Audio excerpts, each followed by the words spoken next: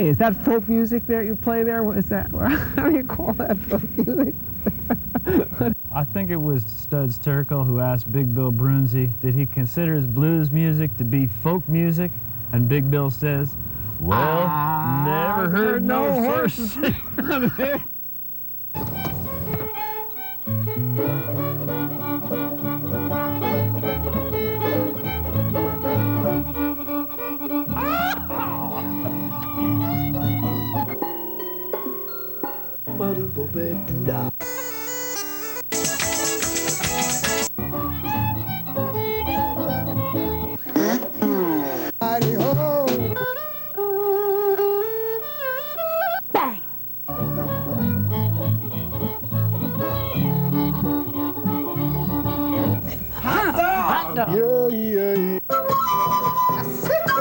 Don't hesitate. It could be your ticket to a new tomorrow.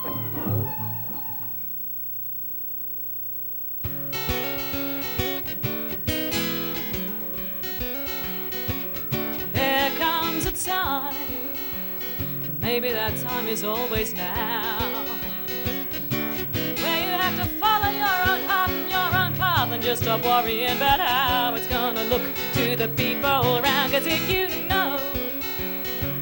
know what you need to do, it doesn't matter 2 cents if it doesn't make sense to the majority of the people around you. 'Cause I know that if I'm serious, I've gotta learn to walk the walk.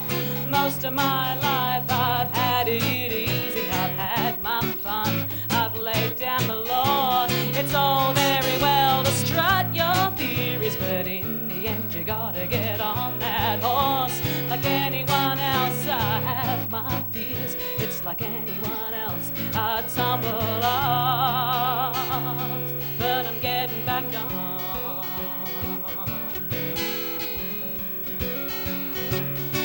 There is a point where most people, even brave ones, will turn back. And anyone you meet out past that point deserves your respect for just being on the track. There's a frontier that you won't find on any chart. Now the dragon's drawn their writhe and spawn the domestic cartographer's nervous heart. But I know that if I'm serious, I've gotta learn to walk the walk. Most of my life I've had it easy, I've had my fun, I've laid down the law. It's all very well to strut your theories, but in the end you gotta get on that horse. Like anyone else, I have my fears. It's like anyone else, I tumble off, but I'm getting back on.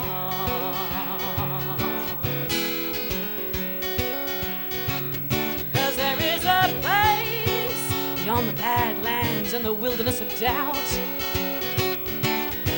a high point where you can look back on your journey, shake your head and wonder how you made it through. The point is you made it through. And stand or fall or win or lose, there's none that can take that away from you. And if you think I'm intrepid, well, I can only say that I do my best. I've had my failures, I've had successes, I've hurled my curses, but I've been blessed. In the end, if you want an adventure, you take the risk and accept the cost. 'Cause if you're gonna head into unknown territory, you might get found or you might be lost, but you're taking the chance. When you're lying there on your deathbed, well, this is the question that's waiting for you. Do you regret more the things you did or the things that you didn't do? But I know that if I'm serious, I've gotta learn to walk the walk. Most of my life I've had it so easy, I've had my fun, I've laid down the law. It's all very well to strut your theories, but in gotta get on that horse.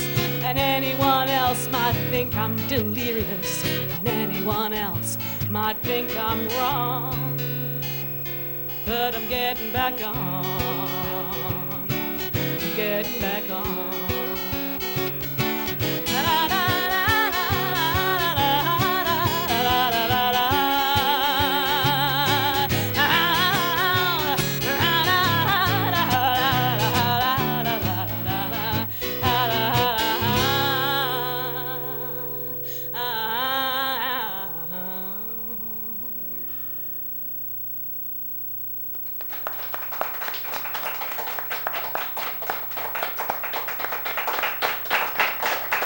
All right.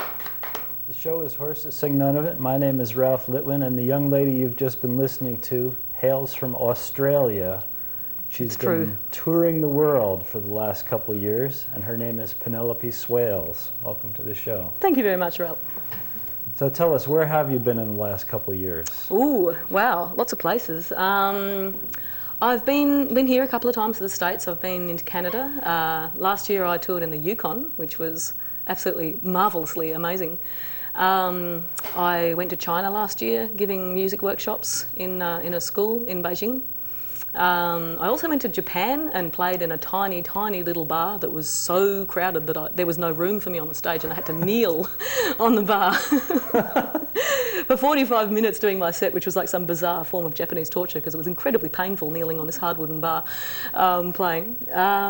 All over Australia, of course, New Zealand, United Kingdom, parts of Europe, Austria. Went to Slovenia this year for the first time for about 24 hours. Spain, France. That's quite a list. I'm sure I've left something out. Hard to remember all those places. Yeah, I remember sort of snatches of stuff. I remember gigs. Yeah, I remember audiences. Want to give us some more music? Sure. Okay. Well, people, regulars to the show, might go, "What's she doing with a microphone?" Because I know you don't usually have the plugged version. This is sort of like the opposite of unplugged. This is plugged. And the reason I've got this set up is because I've got a sampling machine down here by my foot.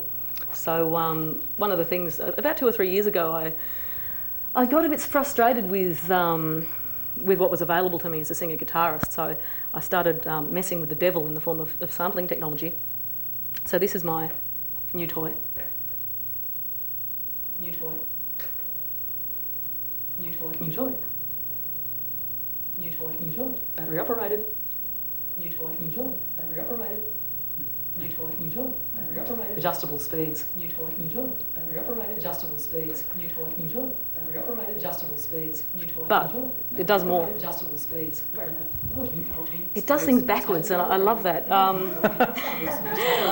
This is a completely gratuitous backwards moment. I haven't worked out a way to get the backwards into the set yet, but what it's really handy for is I now finally have been able to find out what the satanic messages are in my own songs. Very, very useful. So I'm going to use this now to tell a story about a friend of mine called Margaret.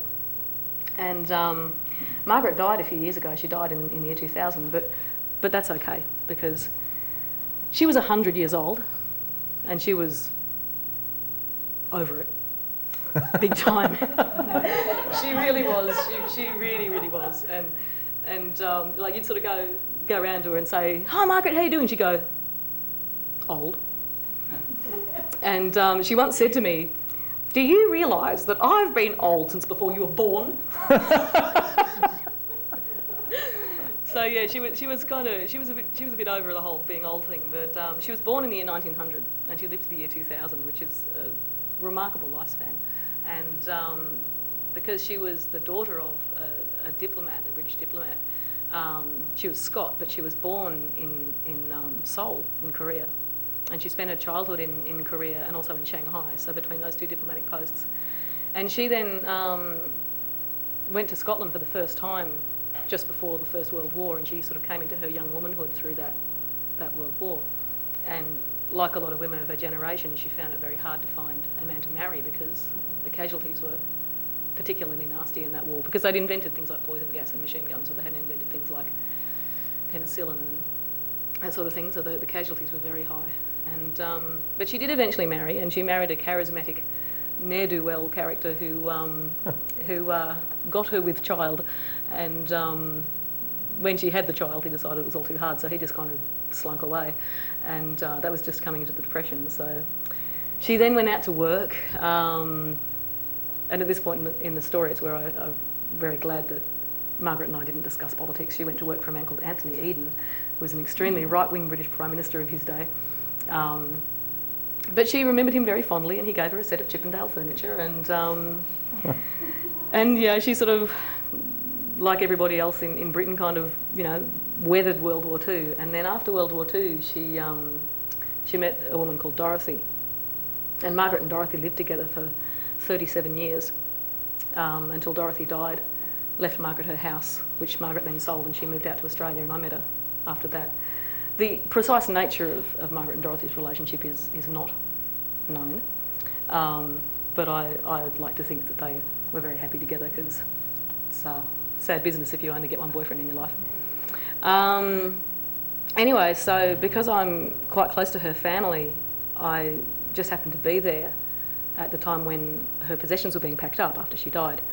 And so I sort of helped out with that a bit, and it was just, this song is about how strange and weird and wrong it is to go into someone's private places, like their bedroom and their cupboards and their drawers, and pull all that stuff out and decide what goes and what stays, and have to go through it all. It just feels really, really wrong, but someone's got to do it.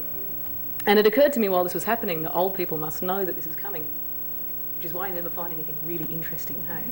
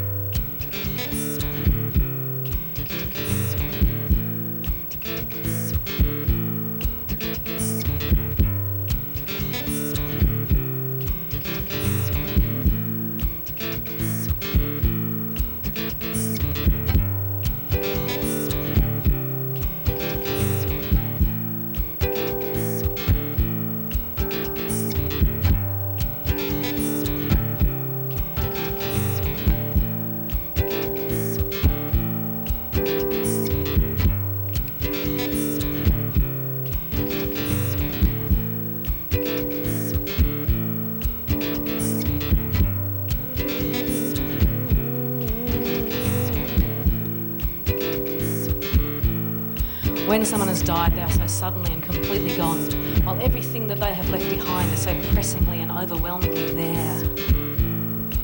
What can be sadder, stranger, or more poignant than the rooms in which someone has lived?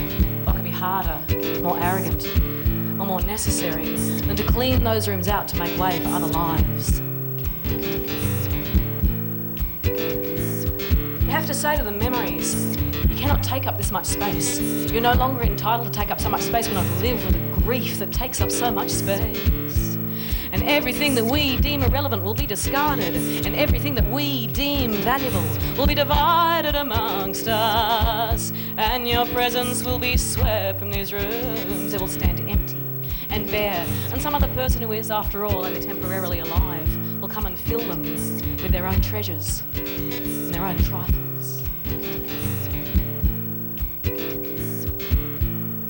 People like to have things to remember each other by it, looking at these sad, sweet, cluttered, empty rooms. I wish to leave nothing behind me when I die, so that secrets big and small may not fall into the hands of those who would not, could not, ever interpret them right.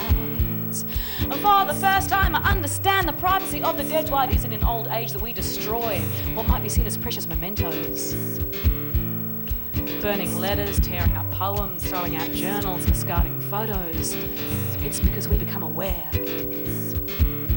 that people related or unrelated who bear us love or indifference or even hatred will come to own everything that we own. And there's not the slightest chance that they will discover the truth, because the truth is rendered in younger colours. So do we fear revelation more, or misinterpretation more? As survivors we regret how little we know, how little we find, how little we leave behind.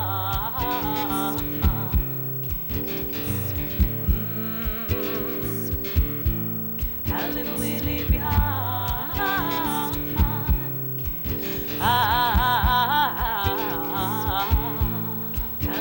Farewell, Margaret, Godspeed, yeah, whatever that means.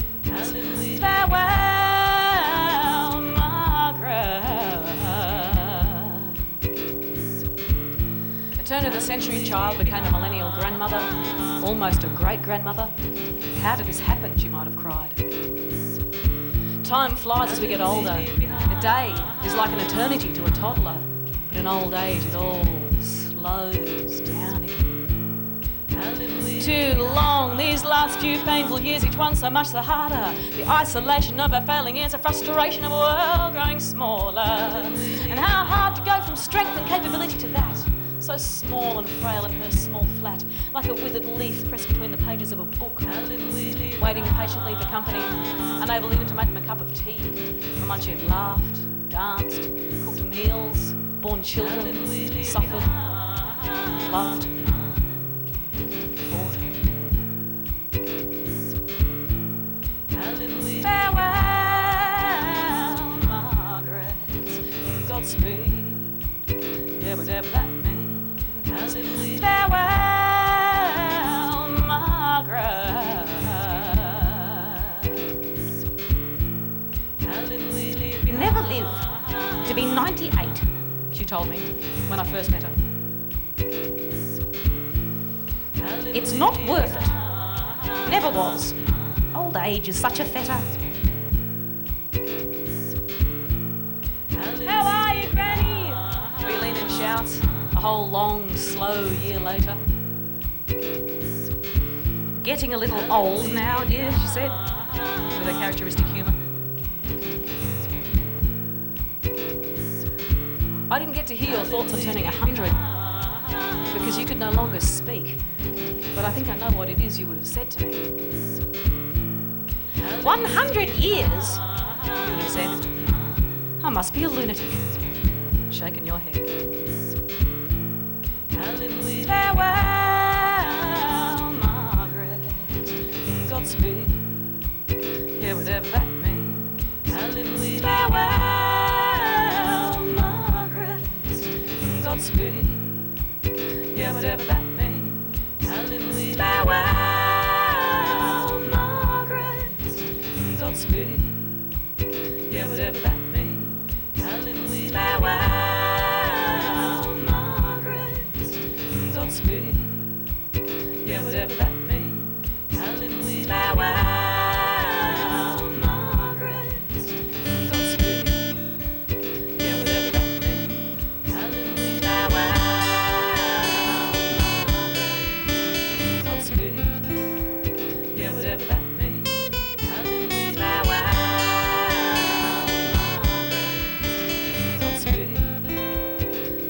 that means. Farewell, Margaret, Godspeed, yeah, whatever that means. Yeah, whatever that means.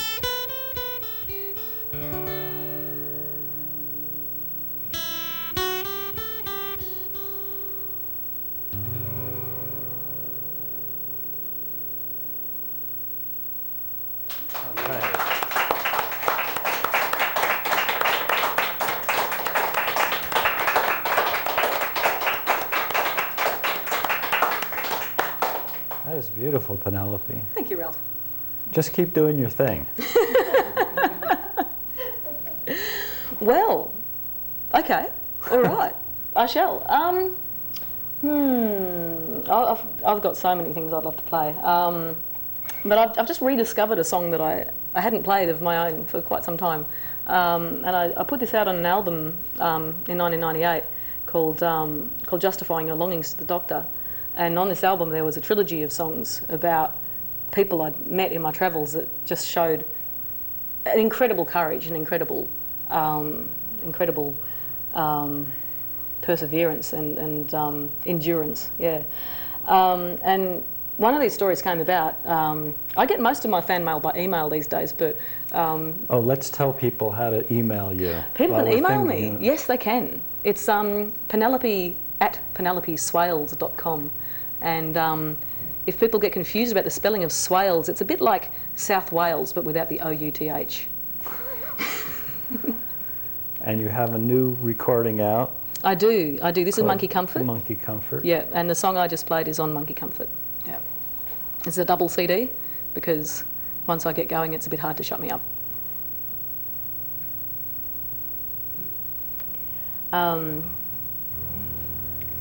But I'm gonna change channels to a previous CD for this one, and this is called Chain Break, and the reason it's called Chain Break is because of all the things that happened at the time. And I was having one of those days, you know, those days when you really feel like you've got problems. You know, you really think that you've got problems. Yeah. I was stomping around, and I went to get my mail from my post box, and I opened it up, and it was all bills and circulars and junk. And then there was like one personal letter. I was like, hey, personal letter. And I opened it up, and it was from the mother of a fan of mine. And she said to me, you might remember my daughter. And she described this concert that I'd had recently, where it was actually quite a formal, kind of serious, you know, music lovers concert. And there was this table of young women who were, you know, in their late teens, going off, as we say in Australia. They were being very boisterous and very good-natured about it too. But at some point in time, I sort of made some smart comment to these women in an attempt to kind of just get them to settle a little bit. And this girl laughed so hard that she actually fell off her chair. and you can't do anything about someone like that. It's like, okay, fine, all right. And it was from her mother, and she wrote to tell me this terrible news that her daughter had been, like, shortly after that concert, that she'd been at a party. She was 17 years old. She was at a party, and she'd been sitting on a 4th floor balcony railing with a drink in one hand and a cigarette in the other hand, and she'd fallen and she'd broken her neck. And it was still at that really early time when no one really knew how bad it was going to be, and you know, it was just like this awful, and I was just like, oh my God, you know. And she wrote to me to say, next time you come through Sydney, would you come to the hospital and play for her, because she's going to be there for a few months, you know. So I went, of course, you know. So I went to the hospital, and it was raining, and I got lost, and I was late, and it was all the wrong things when you're going to a hospital to do the evening visit. And I was sort of like tippy-toeing through these corridors with my guitar, sort of about 8:30 or maybe 9 o'clock at night, going, oh, they're going to be so mad at me. And eventually this charge sister came and found me and went, yes, we've been expecting you. And said, we had to put Joanna in the gymnasium, in the physiotherapy room, because she was disturbing the other patients. So I went into the physiotherapy room, and she was there. 4 minutes. Okay, I better sing the song then. See what I mean? Once I start, I just don't stop. But anyway, she's going to open a cafe is the latest thing.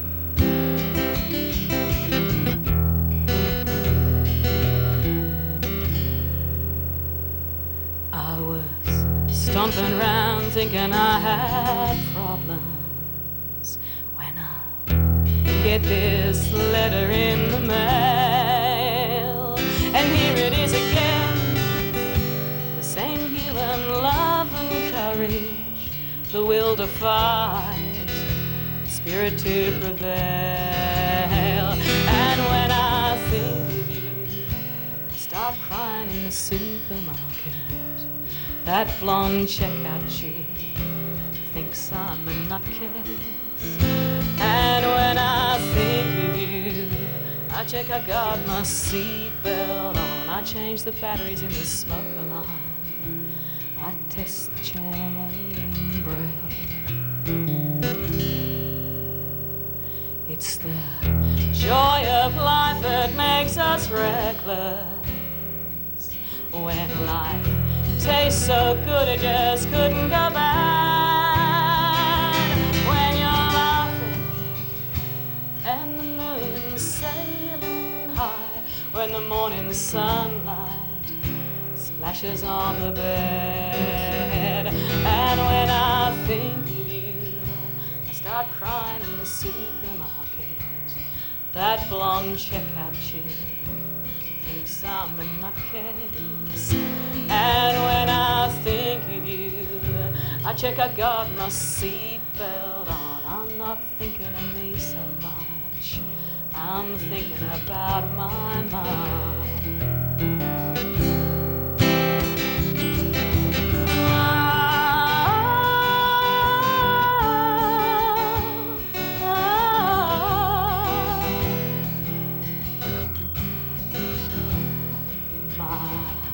Dearest love was nearly blown to pieces. He held a dying man in his arms. Even now he looks down, he still sees the bloodstains. He still thanks the dawn for every day. And when he heard about you, he got all teary in the express lane. Oh, that young girl Elaine thinks we're hippie weirdos. And when I think of you, I'm not thinking about bodily harm. I'm thinking about wit and warmth. I'm thinking about your heart. Your heart.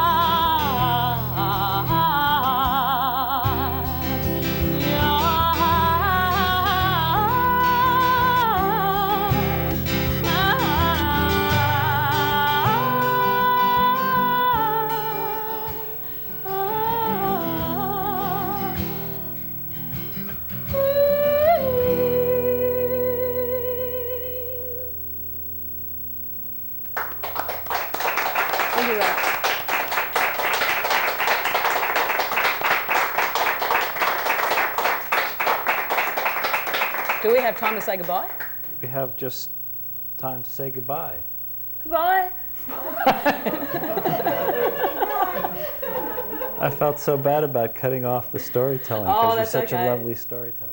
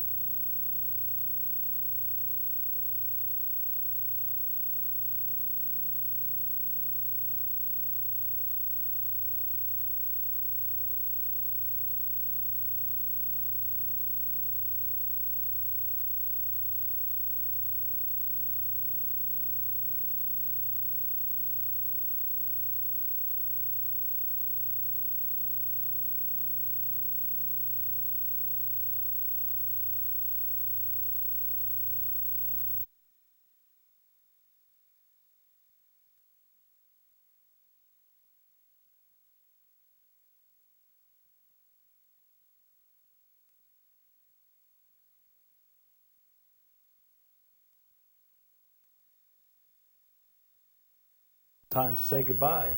Goodbye.